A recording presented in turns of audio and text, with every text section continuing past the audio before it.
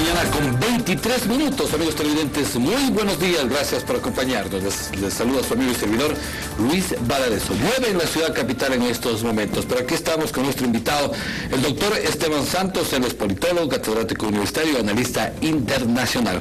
Vamos con él a analizar un tema muy importante. Recuerden que esta entrevista la pueden mirar en nuestra página web www.rtv Noticias, como también en Ecuador en vivo. Los periódicos en el campo nacional e internacional traen sus primeros titulares. Rechazo mundial por ruptura democrática ocurrida en Venezuela. Esto ayer. Venezuela, el chavismo se queda con el poder absoluto. Esto es Diario El Expreso y el Diario La Hora. Un autogolpe consolida dictadura en Venezuela. Vamos a ver la siguiente nota informativa que nos viene también en el campo internacional con respecto a Venezuela. Venezuela se ha quedado sin poder legislativo. El Tribunal Supremo ha dejado sin funciones al Parlamento, al que considera en desacato por incumplir varias sentencias. La oposición mayoritaria en la Cámara ha condenado la decisión, que considera es consecuencia del apoyo dado por la Asamblea a la Organización de Estados Americanos para que se active la Carta Democrática y se restablezca el orden constitucional en el país. Esto es simplemente basura de quienes han secuestrado la Constitución. Es un golpe de Estado y quiero que el mundo nos ayude y los medios nos ayuden a decirlo con todas sus letras. En Venezuela Nicolás Maduro dio un golpe de Estado. Por eso el llamado que hacemos a la Fuerza Armada es que el país aguarda para quienes tienen nada más y nada menos que la responsabilidad de tener bajo su custodia el poder del pueblo venezolano. Con esta decisión, el Supremo, controlado por el chavismo, anula a la oposición y otorga atribuciones especiales al presidente Maduro. Me están dando y facultando con un poder habilitante especial producto de la constitucionalidad y los estados de excepción, y orden al Tribunal Supremo de Justicia para defender la institucionalidad, la paz, la unión nacional. Doctor, muy buenos días. ¿Qué impresión le deja lo que sucedió ayer con la información que acabamos de recopilar y los titulares que trae la prensa nacional e internacional? Estimado Luis, siempre un gusto y buenos días. Yo creo que es muy importante primero tener un contexto de qué es lo que estaba pasando al interior de Venezuela para llegar a tener esta conclusión, que fue lo que efectivamente hemos leído todos en los diarios y la prensa internacional recogida el día de hoy.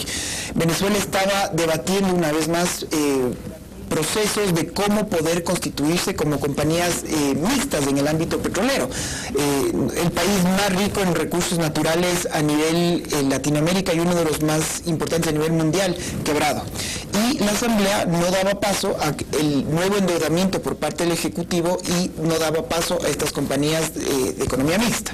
Una vez que se da esto, se produce la sentencia número 156 de una Corte Suprema que nació entre gallos y medias noches. Esta nueva Corte Suprema nace una vez que gana la oposición el legislativo y antes de que se posesionen en el cargo, el señor Nicolás Maduro los posesiona a los señores. ¿Y qué hacen dentro de esta sentencia? Insisto, haciendo alusión a un tema interno de la política venezolana, se rogan estas atribuciones en las que dicen, dado que ustedes se encuentran en desacato, el desacato se da supuestamente porque estos unos 3 o 4 diputados de las zonas amazónicas han tenido cuestionamientos por parte del oficialismo. Entonces, como usted está en desacato, yo no le dejo actuar. Y la parte de fondo de esto es que una vez que ya tenemos dos poderes conflictuados, no nos olvidemos que supuestamente en un Estado de Derecho tenemos esta división y contrapoderes. Por un lado está el Ejecutivo, por otro lado está el Judicial y por otro lado efectivamente el Legislativo. Que no juega ningún papel. A partir de ahora, luego de esta sentencia, ¿qué es lo que dice? En absoluto acuerdo colusorio con el Ejecutivo, le abrogan todo. Primero se da un acto previo. 2 días antes le quitan todas las inmunidades y privilegios parlamentarios a los diputados. Pero eso sucedió desde cuando hace 12 o 14 meses asumieron el poder la nueva legislatura. Entre otras cosas. O sea, la idea es que se ha ido bifurcando el camino para que la Asamblea no pueda tener un rol protagónico. Y esto por el único objetivo, porque la Asamblea, al ser opositora, pues entonces es mala, es antiimperialista y es todo lo demás. Y el momento que esto empieza a confabularse, se da, insisto, la sentencia número 156 de esta nueva Corte Suprema, en donde una vez que se acepta despojar de una inmunidad parlamentaria, que eso en sí mismo ya es inconstitucional, y le otorga al presidente las facultades de poderlos juzgar a través de un régimen militar, el día de hoy se le retiran todas las inmunidades, insisto, y todas las atribuciones que tenían facultadas por ley. Eso en un Estado de Derecho, se le tiene que decir con todo el título, es un Estado de facto. Eso, en pocas palabras, si se le quiere decir a la ciudadanía, ¿es un golpe de Estado? Es un Estado de Derecho absolutamente irrompido, y lo que está pasando en este momento es que no existe un Estado de Derecho en Venezuela.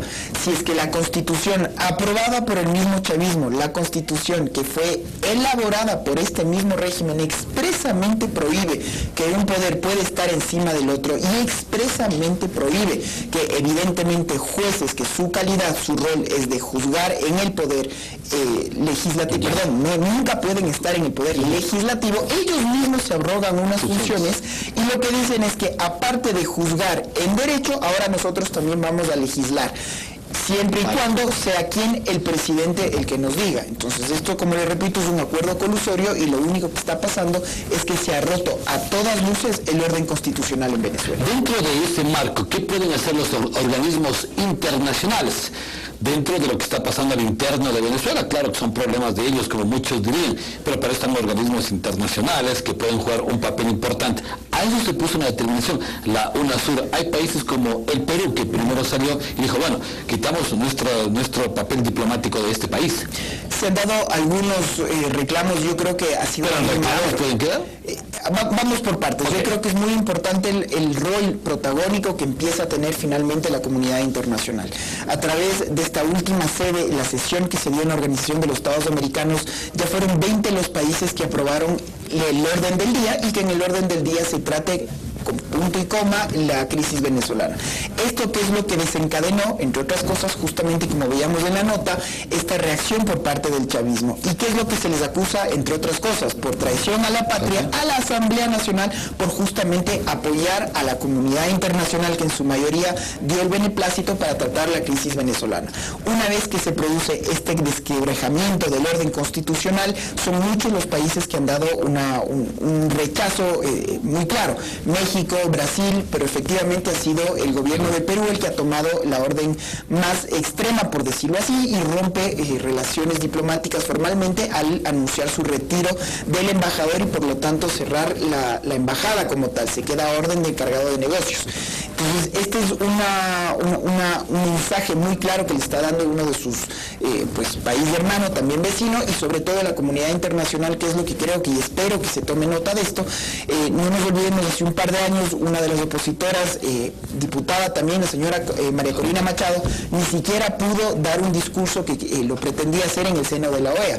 Ahora hemos pasado de eso a que la OEA ya nombre con punto y coma estar este problema, este tema de Venezuela en el orden del día, y una vez que se da esto, también, insisto, el rechazo no solo por Latinoamérica, sino también principales gobiernos a nivel mundial. La Unión Europea, la comunidad asiática también ha dado claros indicios de rechazo, y por lo tanto ya tenemos un panorama internacional que está abiertamente criticando el orden venezolano. Un último tema en esto, yo creo que a Venezuela le quedan ya solo dos... Eso le iba a preguntar. Bueno, le quedan principalmente, diríamos, dos aliados importantes, que son Bolivia y el Ecuador, dependiendo de qué es lo que pueda pasar el día domingo. Porque Nicaragua y algunos países centroamericanos no tienen una mayor relevancia en el concierto internacional, digo, latinoamericano. Entonces, sus dos grandes aliados hoy por hoy son Bolivia y el Ecuador. Todo dependerá de qué es lo que pase de aquí a 2 días. Así es que estamos todos muy pendientes, y justamente viene, creo yo, es una suerte de conclusión de todas estas elucubraciones, si es que nosotros podríamos o no podríamos llegar a hacer una próxima Venezuela. Bueno, ¿qué dice el país del norte con un nuevo presidente que para muchos es arrogante, muy fuerte? El presidente con respecto al tema de Venezuela o la diplomacia norteamericana. Yo creo que es muy interesante el caso que usted me trae a colación en este momento. El señor Donald Trump, a todas luces, también es una persona que no es preparada, que se encontró con el poder gracias a su talento como showman, pero vemos cómo funciona un Estado de Derecho, cómo las instituciones en Estados Unidos, específicamente diseñadas para poder sobresalir a un determinado candidato, vemos que todos sus proyectos de estrellas, el de crear un muro, el de reformar la reforma sanitaria del señor Obama y el tema de inmigración, todos han sido bloqueados. Entonces, si bien tenemos una persona que se encuentra con el poder o que quiere cambiar y patear el tablero y tratar de a todas luces cometer irregularidades, vemos que en los Estados Unidos la institucionalidad sí funciona. Ejemplo de democracia. Un ejemplo de democracia, claro, porque no podemos estar a favor o en contra, eso es un tema irrelevante. Lo que sí vemos es que las instituciones son independientes, las instituciones pueden juzgar con nombre y apellido a la persona que está ostentando el cargo, y esa es una de las preguntas que yo quisiera traer a colación en este momento a la reflexión de lo que va a pasar de aquí a 2 días. Existe luego de estos 10 años, y otra vez, no me importa, les invito a que lo reflexionen de esa forma, si usted está a favor o en contra. ¿Existe algún juez en este momento que le pueda dar la contra al presidente de turno? En los últimos 10 años, ¿ha perdido algún proceso judicial el presidente de turno o se le ha dado la contra en un solo proceso al secretario jurídico particular de la presidencia? Y con eso ya podemos empezar a tener unos vicios si es que existe o no existe una independencia de poderes aquí en el Ecuador. ¿Cuál va a ser el futuro del país vecino de Venezuela? ¿Cómo están los hechos y cómo se van dando? Efectivamente, ese futuro tienen que trazarlo, lidiarlo los venezolanos. Lo que la comunidad internacional tiene que estar muy atenta es justamente, uno, a brindar una ayuda cuando se necesite. Ya se ha dado una presión internacional muy fuerte, y efectivamente la comunidad internacional lo que tiene que hacer es, a través de organismos internacionales que espero una vez más empiecen a retomar una relevancia que creo que la OEA estaba un poco dormida con el anterior canciller Insulza, y que ahora con el señor Luis Almagro ha tenido esta relevancia porque ha sido otra vez un funcionario encargado en funciones quien es el principal que ha tratado de poner este tema en el tapete. Entonces la comunidad internacional tiene que ser muy seria en el tomar este tema con la seriedad y con el ímpetu que estamos teniendo en este momento. Yo creo que hemos llegado ya a un lugar más que crítico, porque ahora sí, en base a un criterio jurídico y legal, a todas luces se ha roto el orden constitucional. Estamos efectivamente en Venezuela, lamentablemente, ante un escenario de facto. Porque se rompió toda esa cadena de Venezuela, esos principios democráticos con el gobierno de Maduro. Y esa es otra de las grandes preguntas. ¿Qué es lo que puede pasar? Porque muchas personas vaticinan que Venezuela finalmente termine siendo en Cuba. Yo personalmente me abstraigo de creer esto, porque no nos olvidemos que el comandante Fidel Castro llegó por medio de las armas. En Venezuela el chavismo llegó por elección popular, y en esa medida Venezuela ha tenido más de 40 años de una vida democrática en elecciones, y yo espero que eso sea justamente lo que prime para que en un Estado de Derecho sean los propios venezolanos los que puedan decidir sobre su futuro. Muchísimas gracias, el doctor Esteban Santos, politólogo, catedrático universitario, analista internacional. Hemos topado el tema de la situación política y la crisis que vive actualmente el país de Venezuela. Gracias, doctor, por acompañarnos. Vamos al corte y regresamos con otras informaciones.